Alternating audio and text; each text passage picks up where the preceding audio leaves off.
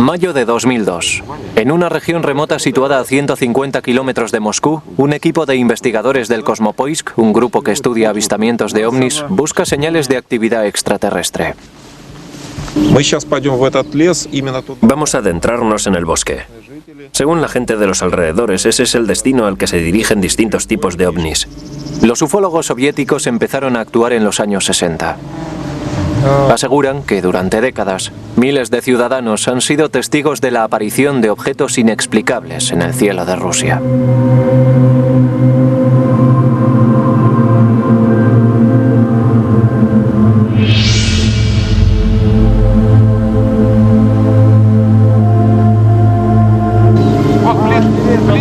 Hoy los ufólogos rusos trabajan a la luz pública e informan libremente de sus descubrimientos. Pero no siempre ha sido así. Antes de que se introdujera la política de transparencia informativa o Glasnost en 1985, las investigaciones independientes sobre ovnis en la antigua Unión Soviética se realizaban en un clima de secretismo y miedo. En ciertos momentos, el gobierno soviético adoptó la política oficial de negar la existencia y la actividad de los ovnis y prohibió que nadie informara de lo contrario. La investigación sobre ovnis en la Unión Soviética fue un asunto muy complicado, porque teníamos que luchar contra el secretismo del gobierno. Mientras tanto, el gobierno soviético desarrollaba sus propias investigaciones secretas sobre ovnis. Sabemos que el gobierno ruso estudió los ovnis en secreto durante 40 años. Sabemos que se lo tomaron muy en serio. También sabemos que ha habido varios intentos, incluidos algunos muy recientes, de correr un velo sobre este tema y decir, es todo una gran mentira. Los resultados de la investigación más exhaustiva sobre el fenómeno ovni realizada en secreto por el gobierno soviético se hicieron públicos en el año 2000. La investigación empezó en 1978 y se extendió durante 13 años. El equipo de investigadores estaba formado por científicos y expertos militares y era totalmente clandestino. La colaboración entre la Academia de Ciencias y el Ministerio de Defensa no se hizo pública. Nadie reconoció oficialmente la existencia de esos estudios en los que participaron organizaciones secretas. La investigación debía tener un carácter secreto. El coronel Boris Sokolov fue el coordinador de la investigación. Poco después de la caída de la Unión Soviética se reunió con el periodista estadounidense George Knapp. Sokolov nos dijo que al igual que ocurría en Estados Unidos, entre el 90 y el 95% de estos casos podían tener una explicación lógica, pero el 5 o 10% restante no podía explicarse con tanta facilidad. El estudio soviético, de 13 años de duración, investigó algunos de los avistamientos más sorprendentes de la historia de Rusia. En 1968, un cámara que grababa el vuelo de prueba de un caza soviético vio un gran objeto triangular en el cielo. Enfocó el objeto con su cámara y lo grabó.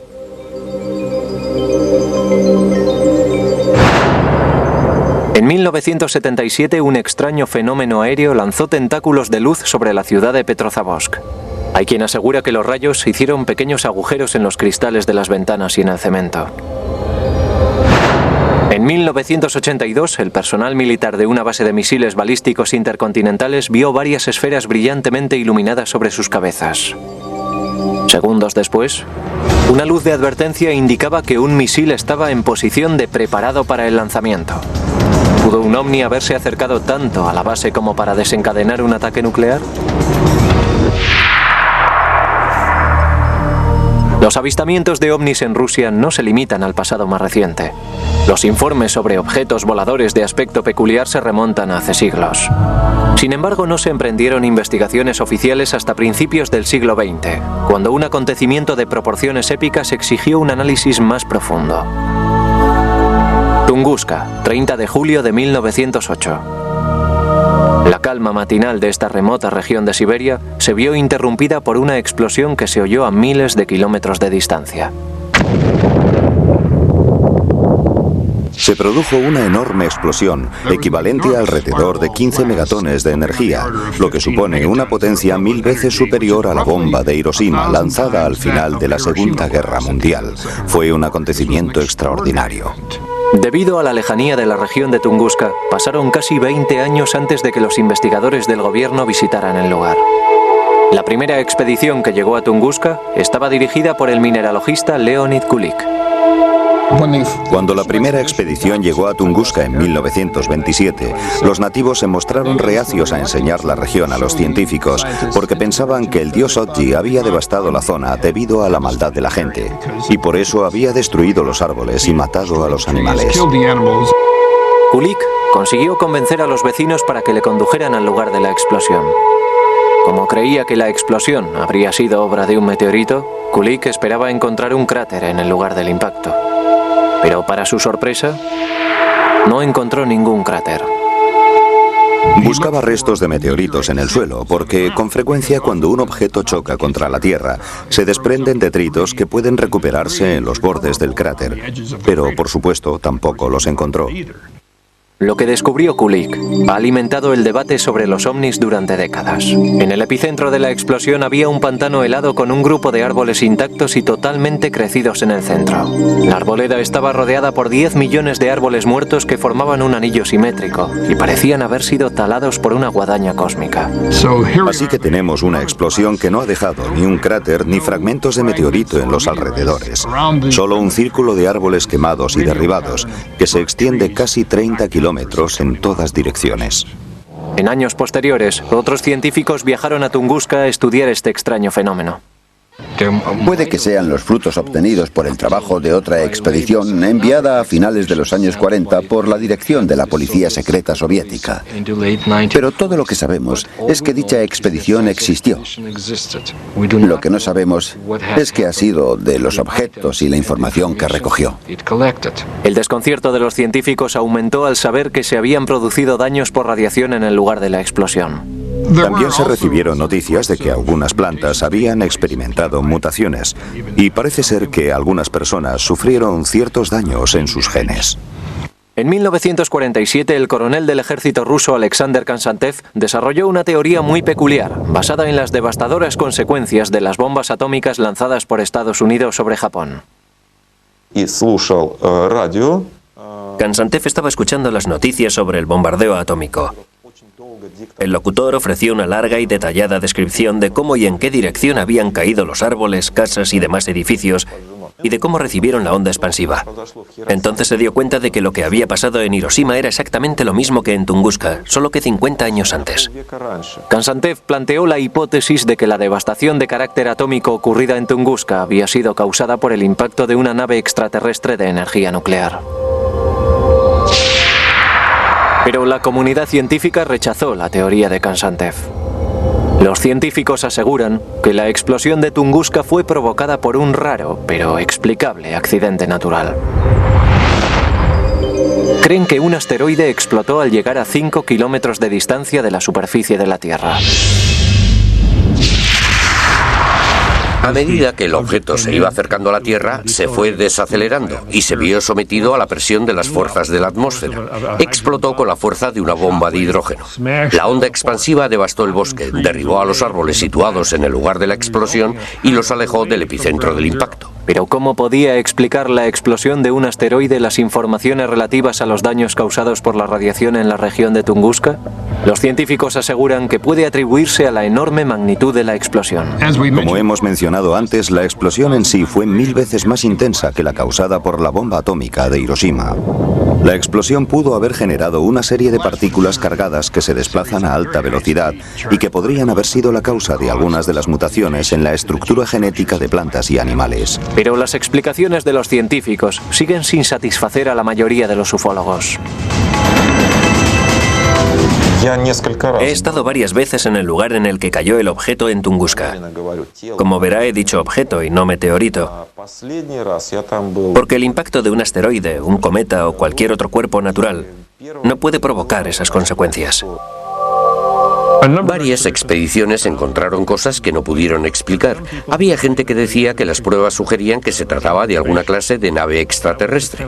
Es la típica explicación mágica que se da cuando se carece de conocimientos científicos para entender los fenómenos físicos y astronómicos. A lo largo del resto del siglo XX continuaron las explicaciones mágicas de los objetos volantes no identificados que sobrevolaron Rusia.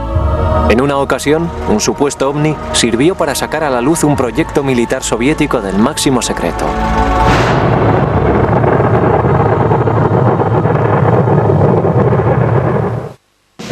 Estamos en 1948. La Segunda Guerra Mundial ha terminado, pero la Guerra Fría acaba de empezar. El líder soviético Joseph Stalin ha iniciado el bloqueo de Berlín e insta a sus científicos a desarrollar un arma nuclear que rivalice con la bomba atómica estadounidense. Hay quien asegura que fue durante este periodo cuando Stalin empezó a interesarse por los ovnis. Se dice que su interés creció debido a los informes recibidos sobre un fenómeno ovni que tuvo lugar en Roswell, Nuevo México. En 1947 el estado de Nuevo México era un nido de espías soviéticos porque allí estaba destacado el escuadrón de bombarderos 509.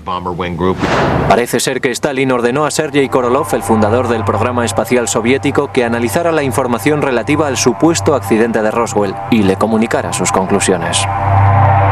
El señor Korolev llegó con una respuesta. Sí, los ovnis existen.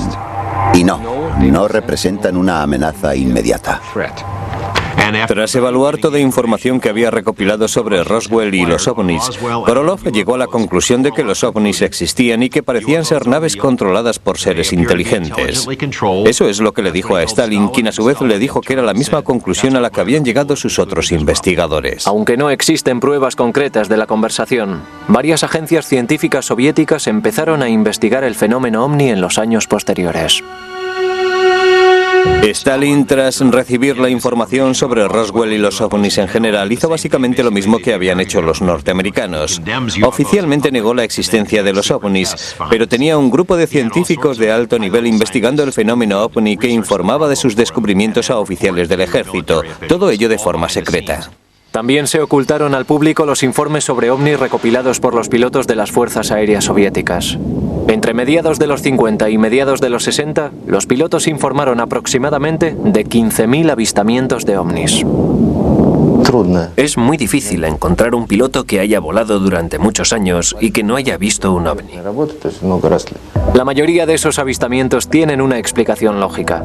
En unos años de desconfianza entre ambas superpotencias eran habituales los vuelos de aviones y globos espías estadounidenses sobre cielo soviético. Pero el periodista de investigación George Knapp considera que algunos de los avistamientos de los pilotos no son tan fáciles de explicar. Hubo 40 ocasiones en las que aviones de guerra soviéticos recibieron órdenes de perseguir a ovnis. No estamos hablando de inversiones de temperatura, ni de globos meteorológicos, ni de bolsas de gas. Estamos hablando de naves flotando sobre el espacio aéreo ruso. A pesar de que los pilotos seguían informando de la presencia de objetos extraños en el cielo, ninguno pudo ofrecer pruebas tangibles que apoyaran sus declaraciones. Pero en 1968 las cámaras grabaron un supuesto avistamiento ovni sobre el cielo de Riga, Letonia.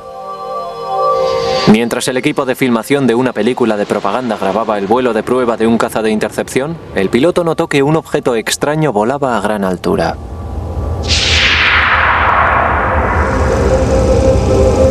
De repente el piloto gritó: «Atención, grabad eso». Miramos hacia arriba y vimos un triángulo que estaba a gran altura. Varios cazas despegaron para investigar el caso, pero el objeto desapareció rápidamente detrás de una nube y no volvió a ser visto. Posteriormente se calculó que la nave estaba volando aproximadamente a 11.000 metros de altura.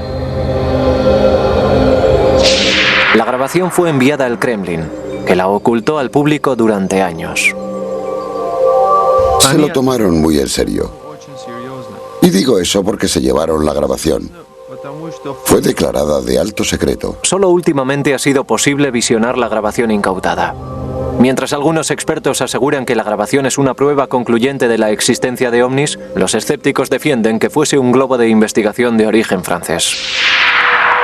Mientras el secretismo envolvía todas las investigaciones gubernamentales sobre el fenómeno ovni, un ejército clandestino de ufólogos soviéticos empezó a formarse en la Unión Soviética. También ellos mantuvieron sus estudios en secreto. Los rusos que estudiaron a los ovnis durante ese periodo aseguran que se sentían seriamente amenazados por el gobierno soviético, puesto que estaban haciendo algo que su gobierno desaprobaba. La persona que encabezaba el equipo de investigadores civiles era Felix Siegel, considerado el padre de la ufología soviética.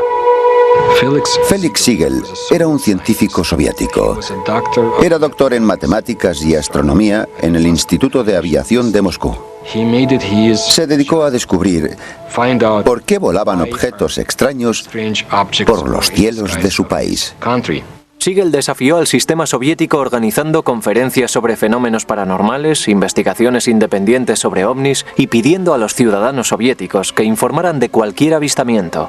Sus esfuerzos no estaban exentos de riesgo.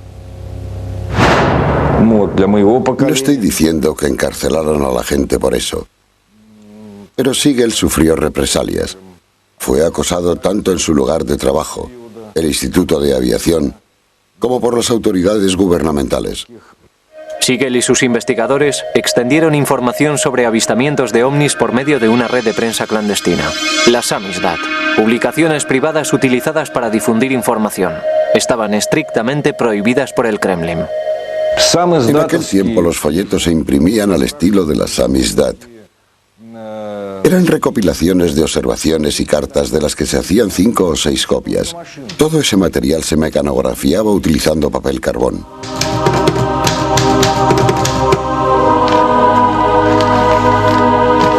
Las publicaciones Samizdat las distribuían mensajeros de confianza que llevaban las copias en secreto de una persona a otra. La información sobre ovnis circuló de esta forma clandestina hasta 1967, cuando de pronto dio la impresión de que el gobierno levantaba la censura sobre los ufólogos. Visto desde hoy, parece que ese respiro no fue más que una cortina de humo, parte de un intrincado plan de gobierno. Esta estratagema empezó en 1967, cuando los ciudadanos informaron de múltiples avistamientos de ovnis con forma de media luna sobre el cielo de Ucrania y el tramo inferior del Valle del Volga. También se vieron en lugares situados tan al sur como las montañas del Cáucaso, donde muchos astrónomos que trabajaban en observatorios del Cáucaso vieron esos objetos en forma de media luna volando horizontalmente desde el oeste al este. Por razones desconocidas en la época, el gobierno permitió que la prensa cubriera la noticia y alentó el desarrollo de estudios independientes sobre los avistamientos. Felix Siegel recibió autorización del gobierno para formar un comité de investigación integrado por más de 200 expertos científicos y militares. En octubre de 1967 se reunieron en la sede central de los pilotos y cosmonautas en Moscú. Su objetivo era establecer la causa de los avistamientos masivos. El comité de Siegel pidió a los ciudadanos soviéticos por prensa y televisión que comunicaran cualquier información sobre los ovnis. Por primera vez en la historia de Rusia, parecía que se podía hablar libremente sobre ellos.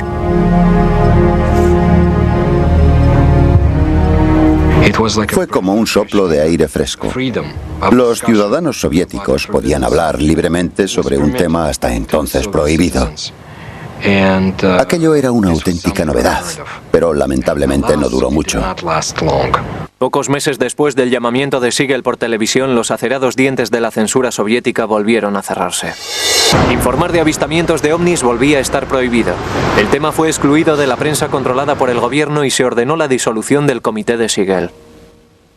El objetivo del comité era animar a la gente a que comunicara los avistamientos. En cuanto empezaron a llegar esos informes, alguien en Moscú accionó el freno, disolvió el comité, canceló la publicación de trabajos sobre ovnis y echó tierra sobre el asunto. Enseguida se dijo que el Kremlin intentaba ocultar algo. ¿Por qué decidieron taparlo todo? ¿Intentaban ocultar algo? De eso no hay duda. La cuestión es saber qué es lo que estaban ocultando. Los ufólogos creían que intentaban tapar los avistamientos de naves extraterrestres, pero yo creo que lo que intentaban ocultar era la descripción y las actividades de sus propios aviones secretos, de sus misiles y de sus satélites. El científico y asesor de la NASA James Ober llegó a esta conclusión en 1977 después de estudiar los patrones de lanzamiento de las naves espaciales soviéticas y compararlos con los datos de los avistamientos de 1967. Según él, los objetos en forma de media luna avistados en el cielo no eran de naturaleza extraterrestre, sino que podían ser atribuidos a las pruebas secretas de un nuevo misil soviético.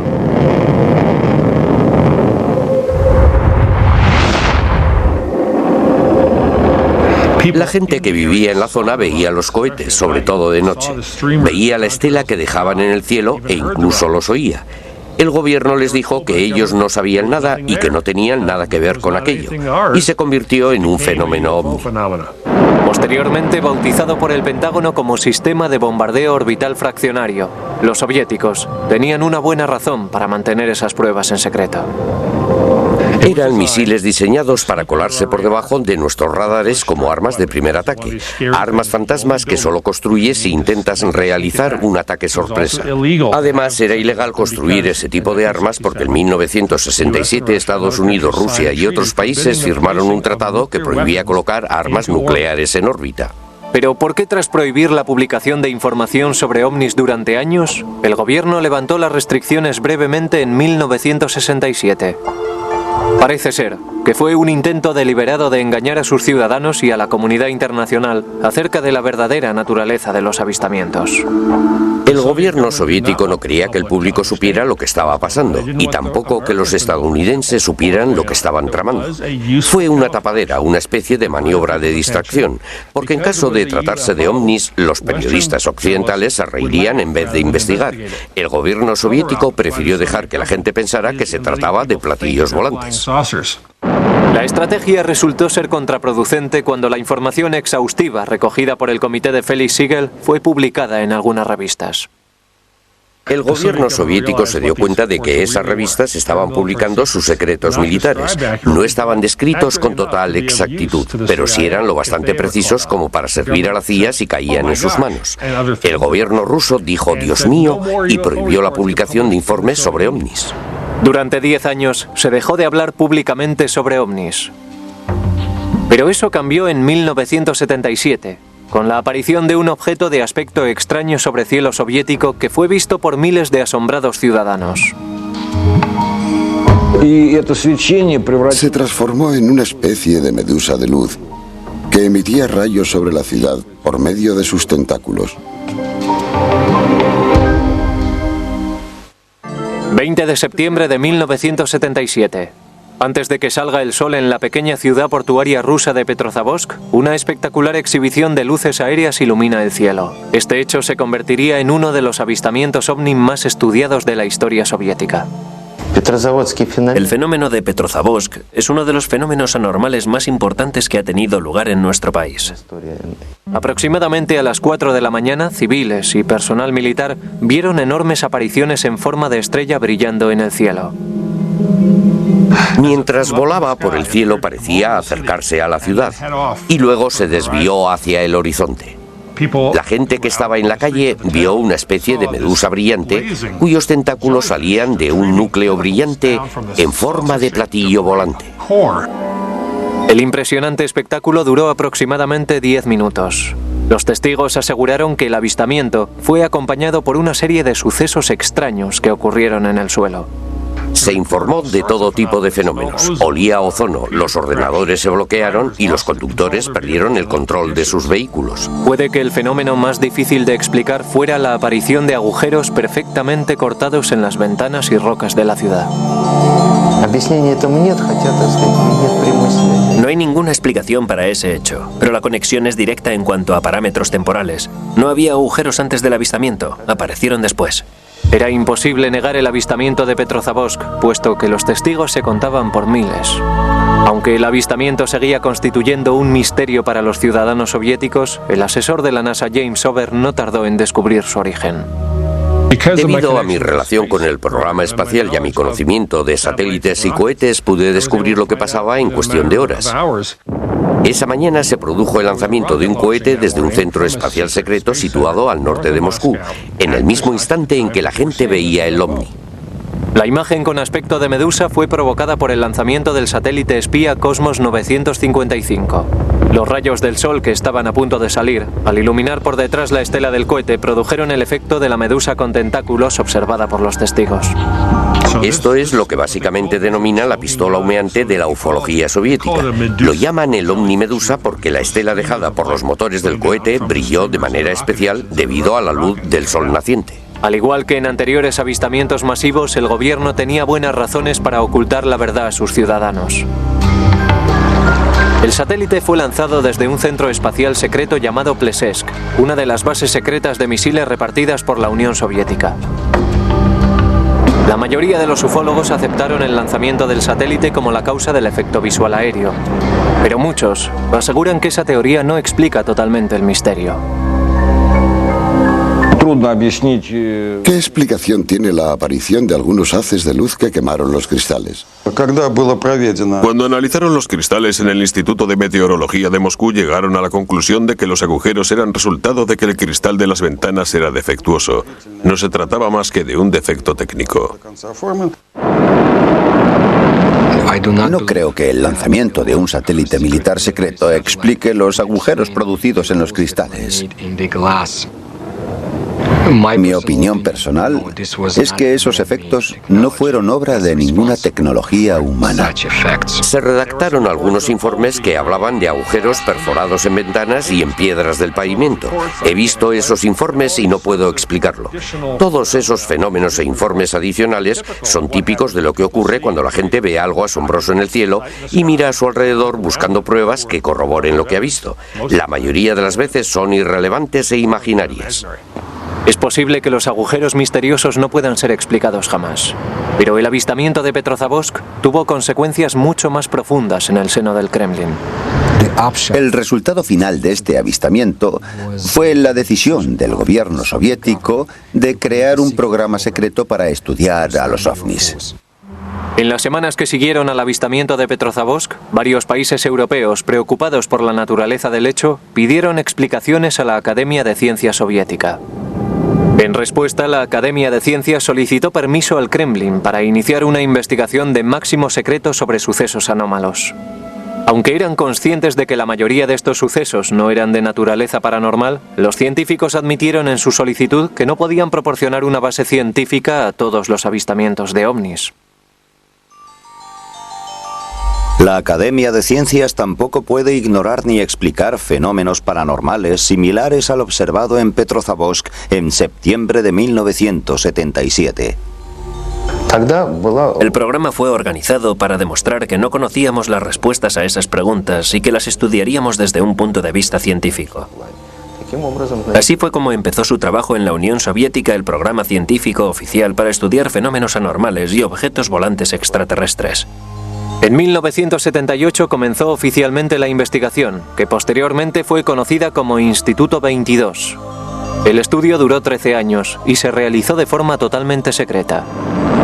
Pero ¿por qué el gobierno soviético invirtió tiempo y dinero en investigar un fenómeno del que ya conocía el origen?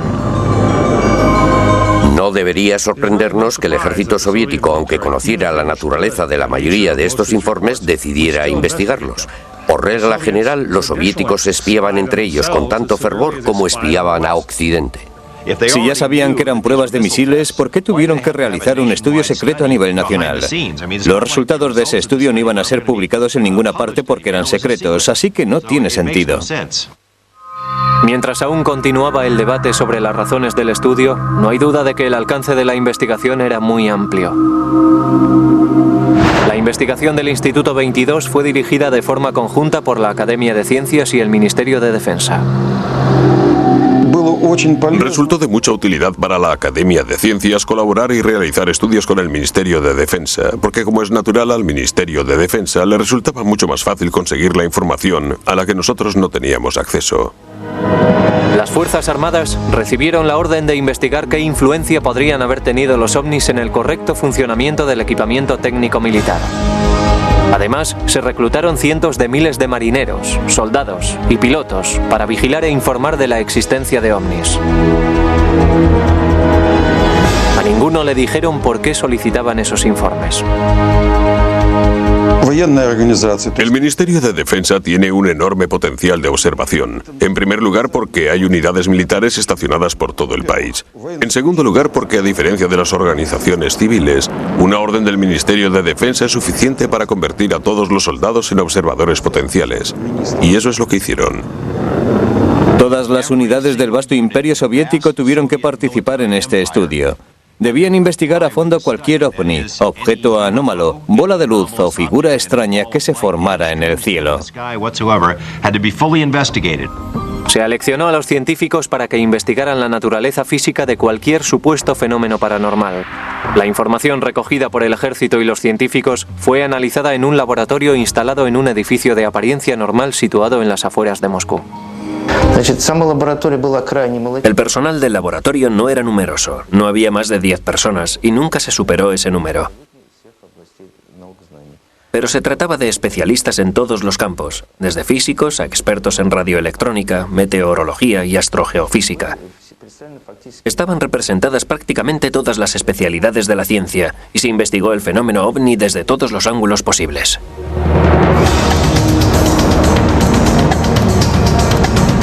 Seis años después de iniciada la investigación, el Instituto 22 recibió la orden de estudiar un hecho que pudo haber tenido consecuencias mundiales. Un supuesto fenómeno ovni había colocado al mundo al borde de una guerra nuclear.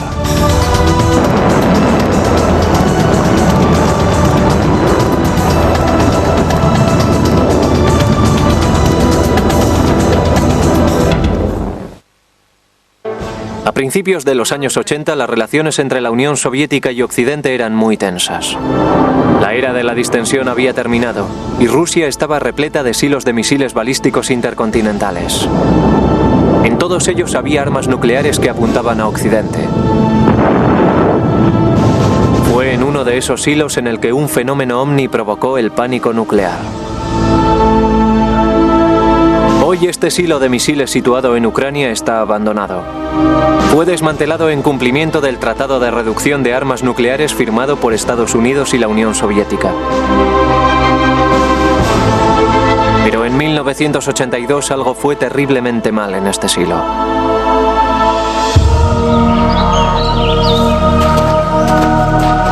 Todo empezó aproximadamente a las 6 de la tarde, cuando los soldados y los habitantes de la vecina ciudad de Bielorukrovich vieron un objeto extraño en el cielo del atardecer.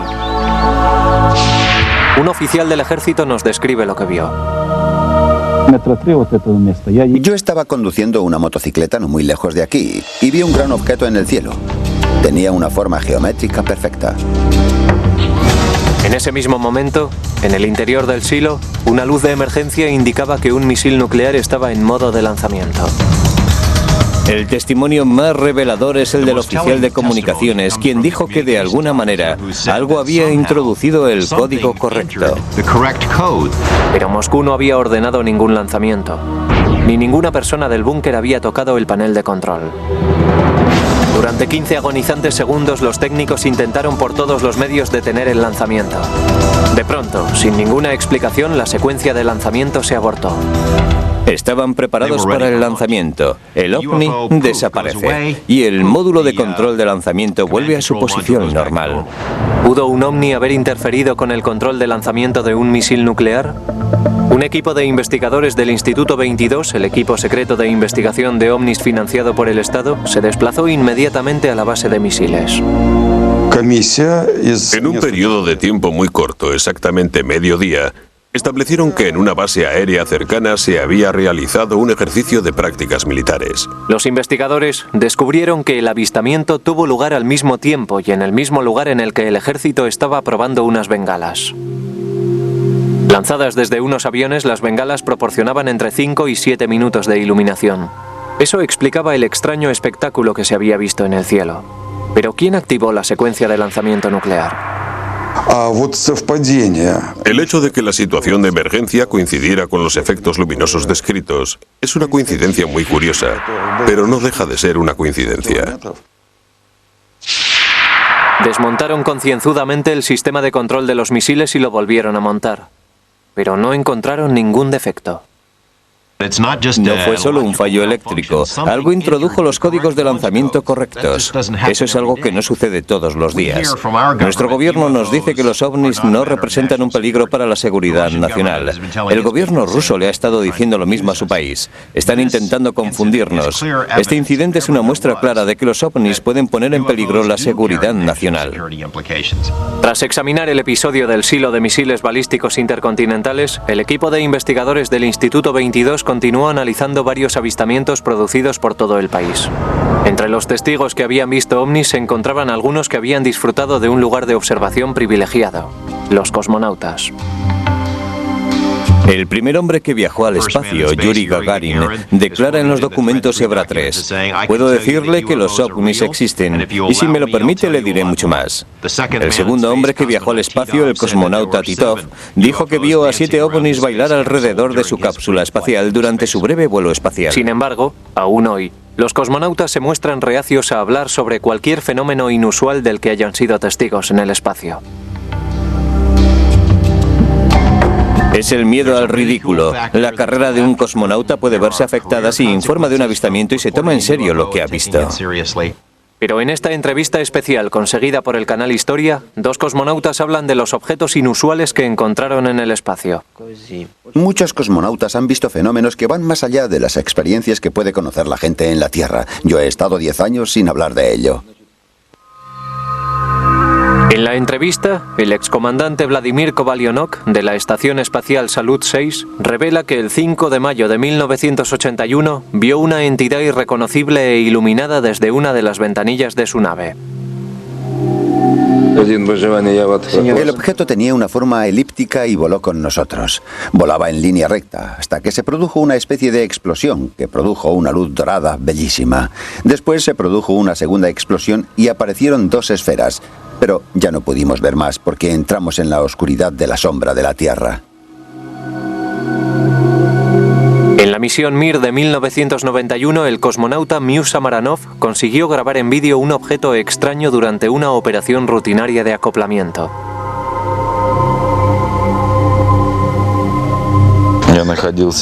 Estaba mirando por la ventana más grande. Estaba justo enfrente de mí. Yo estoy familiarizado con toda clase de naves espaciales, pero esa era diferente. El debate sobre los avistamientos realizados por cosmonautas y astronautas estadounidenses sigue vivo. Los escépticos insisten en que hay la suficiente basura espacial en órbita como para provocar una cascada de avistamientos de objetos extraños.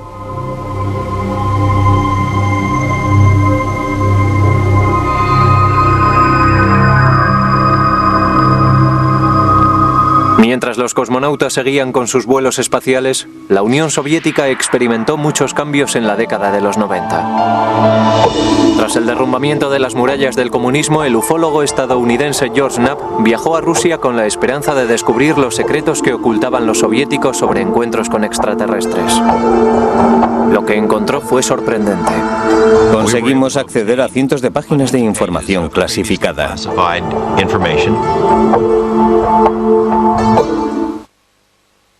A mediados de los 80, los líderes de Estados Unidos y la Unión Soviética celebraron varias cumbres con el propósito de reducir su armamento nuclear y la tensión entre ambas superpotencias. Poco después de una de esas reuniones, el presidente Ronald Reagan declaró que Mikhail Gorbachev y él habían hablado sobre los encuentros con extraterrestres. I couldn't help but say to him, just think how easy his task and mine might be in these meetings that we held. If suddenly there was a threat to this world from some other species, from another planet, outside in the universe, we'd forget all the little local differences that we have between our countries. Reagan realizó 5 declaraciones públicas, incluida una ante las Naciones Unidas, en las que venía a decir que si los ovnis representaran una amenaza para la Tierra, todos los países deberían unirse. Y Gorbachev le respondió que sí, que se unirían todos. El telón de acero se derrumbaba gracias a la perestroika y el glasnost. Tras el colapso de la Unión Soviética llegó una nueva era de apertura a Rusia. A miles de kilómetros de distancia, en Las Vegas, Nevada, el periodista de investigación George Knapp, que había estudiado muchos fenómenos ovni en Estados Unidos, se dio cuenta de que era el momento perfecto para examinar los expedientes rusos. 3 years ago, we have succeeded in obtaining several hundred pages of secret Russian UFO documents and photos. Other Western journalists followed. Today, it's a new ballgame. The lid has been dropped on government UFO files, although there is still plenty of information to be found. Se me ocurrió que podía ser el momento adecuado para intentar descubrir qué es lo que sabían los rusos sobre los ovnis. Fueron unos tiempos llenos de confusión, pero como periodista fue maravilloso estar allí. En 1993, Knapp viajó a Rusia y conoció a Boris Sokolov, el coordinador del Instituto 22. Como muchos de los proyectos científicos de la época financiados por el gobierno había retirado su financiación y el proyecto había sido abandonado. Sokolov proporcionó a NAP algunos de los expedientes sobre ovnis desclasificados más recientemente, expedientes que contenían información sobre los casos de más difícil explicación. De los miles de expedientes, Sokolov había seleccionado los más interesantes. Estaban guardados en sus carpetas y nosotros pudimos acceder a ellos y traerlos aquí. Colonel Sokolov said it was a very practical reason. They knew that UFOs could do things that their planes couldn't. Figured by studying it, they may be able to get an advantage over us in terms of stealth technology. Al regresar a Estados Unidos, NAP publicó algunos de los expedientes, lo que hizo que el coronel Sokolov fuera ridiculizado en su país. Oficialmente Rusia era una democracia, pero los comunistas seguían teniendo mucha influencia. Los periódicos comunistas le atacaron abiertamente por traicionar a la madre Rusia. Pero el escarnio público al que fue sometido Sokolov fue sin duda menos severo que las consecuencias que hubiera tenido que arrastrar en la vieja Unión Soviética. Mi amigo me lo explicó así: si hubiera ocurrido hace 5 años nos habrían encarcelado, y si hubiera ocurrido hace 10 años nos habrían fusilado por publicar esos secretos. Pero en 2000, el relajado clima político de su país permitió que Sokolov y el científico Yuli Platov publicaran un informe con los descubrimientos del Instituto 22. Titulado Historia de la investigación estatal sobre ovnis en la Unión Soviética, en el informe se decía que entre el 90 y el 95% de los 3.000 avistamientos de ovnis investigados podían ser atribuidos a fenómenos en los que intervenía el hombre, la mayoría lanzamientos de misiles y globos de investigación. El 5 o 10% restante no podía explicarse con tanta facilidad, pero en ningún caso se atrevían a asegurar que se tratase de fenómenos interdimensionales ni de extraterrestres que vinieran del futuro. El caso es que antes los ufólogos más entusiastas afirmaban que todo lo que habíamos visto era debido a contactos con civilizaciones extraterrestres. Pero eso no era cierto. Resultó que solo un porcentaje muy pequeño de los avistamientos resultaba inexplicable. Pero en un país en el que durante tanto tiempo se habían suprimido el diálogo y la información, muchos ufólogos se preguntaban si el informe revelaba toda la verdad. Hay un enorme tesoro escondido de documentos del KGB sobre este tema que nadie ha visto hasta ahora. Y sé que el KGB publicó algunos documentos a principios de los 90, pero mucha gente asegura que los mejores documentos siguen escondidos en una cámara de seguridad. ¿Qué pasó con los expedientes? ¿Quién los guarda? Hasta que no los estudiemos por nosotros mismos, no podremos asegurar que lo que dicen los señores Platov y Sokolov sea cierto. Es probable que nunca se sepa con exactitud cuántos expedientes ovni soviéticos siguen clasificados o qué es lo que contienen. La mayor parte de la comunidad científica duda de que exista alguna prueba concluyente en esos expedientes secretos. En Rusia los rumores y las medias verdades siguen teniendo mucha importancia porque en los días de la antigua Unión Soviética era ilegal hablar de muchas cosas. Así que sustituyeron la realidad por una mitología muy rica. Los ovnis formaron parte de esa mitología y aún hoy sigue siendo un tema muy importante. Pero muchos entusiastas del fenómeno ovni se muestran escépticos. Siguen creyendo que existe la prueba que demuestra el encuentro con extraterrestres y que esa prueba continúa oculta.